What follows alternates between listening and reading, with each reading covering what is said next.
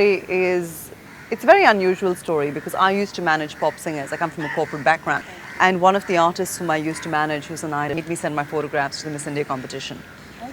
And the rest, as they say, is history. You know, I won Miss India, and then part of my contract was to represent India at Miss World, which I did that, and it just went on from there, and life is the same since. This is what I say. I say God is very kind. I have had maybe 10 lifetimes in just one lifetime, and I never fail to thank God for it. Every single night. I mean, amidst the hundreds of things I ask for, just like everyone else, I never fail to thank God for it. When I won Miss World, I was the first Indian to win so many subtitles along with it. I was the first Miss World to win so many subtitles along with it, because I won Miss World, Miss Asia Oceanic Beauty Queen, Miss Beachwear, Miss Photogenic, and it was great. And then they managed me for 3 years, where they have a clause in their contract where they can manage you, and they've never exercised it before, but they did. So while they had a new Miss World traveling around the world, they had me as well traveling around the world and doing all the Miss World duties. You see, what happened is most of it was charity work. That's how I got into the charity work. I was never somebody who wanted to do charity work before. I'm very, very honest about it.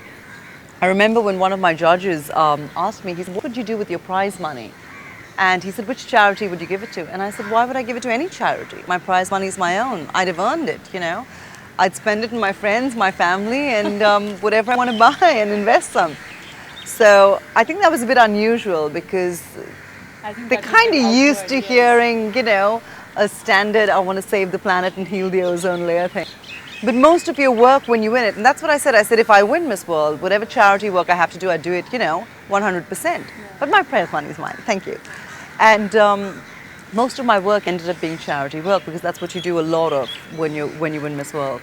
And of course the endorsements and the appearances and the shows and everything that you have to do in the speeches. And I just loved it. And for 3 years I had such a wonderful time. And L'Oreal saw me on the Miss World platform and they said, you know, okay, we'd like to have her on our books. And I was their first Indian international model, you know, representing L'Oreal. So that took me to Cannes, you know, for film festival and travel. It was fantastic, and I think I built up relations with so many people that I kept doing work with people again and again, like Variety Club, the charity organization. I still do work with them, you know, and that's where the charity work started, and I loved it. So that's how I just keep doing it, because I think there are different spheres to us as people.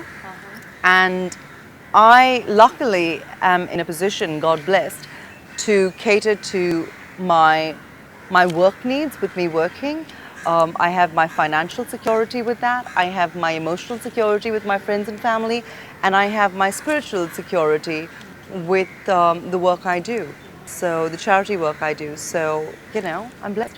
Cry is one of the projects that I've worked with. I work with Cry, I work with Variety Club. I just did something for Greenpeace International. I work a lot with women's projects, especially breast cancer awareness and, you know, female feticide that happens. That gets my blood pressure going. Yeah, educate the girl child, AIDS awareness. This is what I think. We don't have to do something. As celebrities, people go, okay, you're a beauty queen. I hate that term anyway, but people go, you're a beauty queen, you know, isn't it your duty? I'm sorry, it's nobody's duty. Not as a beauty queen or a celebrity. Every individual has an option. And it's your choice if you wish to exercise it or not. And I get pleasure. I think I get more than what I give out of it, you see? So maybe I'm selfish in what I do. Outside of the charity, the work that I do is I am a brand ambassador for Avalon, and I give grooming and confidence building and personality development lectures. And I do that other ways as well. I do that internationally, where I give confidence building and motivational and grooming lectures. Then I also am with FACT Teen Universal Pageant, which is for teenagers, and it's a reality TV show which starts from the 1st of August. So you're working on that right and, now? Well, yeah, that's what's being worked on right now. And I'm their brand ambassador, I'm a mentor to the girls. So that's fun, because, you know, when you're working with youth of today, they're hungry they're fairly confident, but they're hungry and they want to grow, they want to learn and absorb. And they do not have the fear of going, I don't know that, please tell me, you know? Which is once you're open and you go, it's okay, I don't know it doesn't mean I'm less of a human being, you will absorb that much more. So it's fun working with them. By trying to be a know-all, you are putting on a persona which immediately is blocking receiving because you're projecting something which means I have arrived. Okay. And if you're doing that, you're putting up these walls as opposed to going, I'm hungry. I'm smart, I might know a lot, but I don't even know so much. When you realize that you don't even know so much, that's the beginning of learning.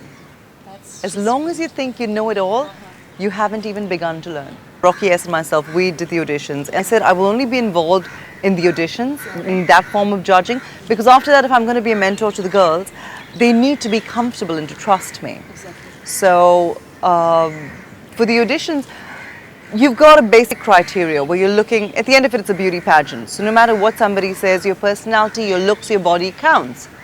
What I was very careful of is I did not want anyone anorexic. Because to me, especially when you're talking about teenagers, that is not what it's about, you know? Youth is about fullness in your face, fullness in your body. It's about, you know, being young and not trying to be scarecrow and anorexic. That's not what it's about. I don't think women's bodies were created to be anorexic. I really don't think so. You need to be full from all Yeah, sides. absolutely. It's, well, I'd say, you know, the different levels of things. You take care of yourself. You've got to be health conscious, especially today.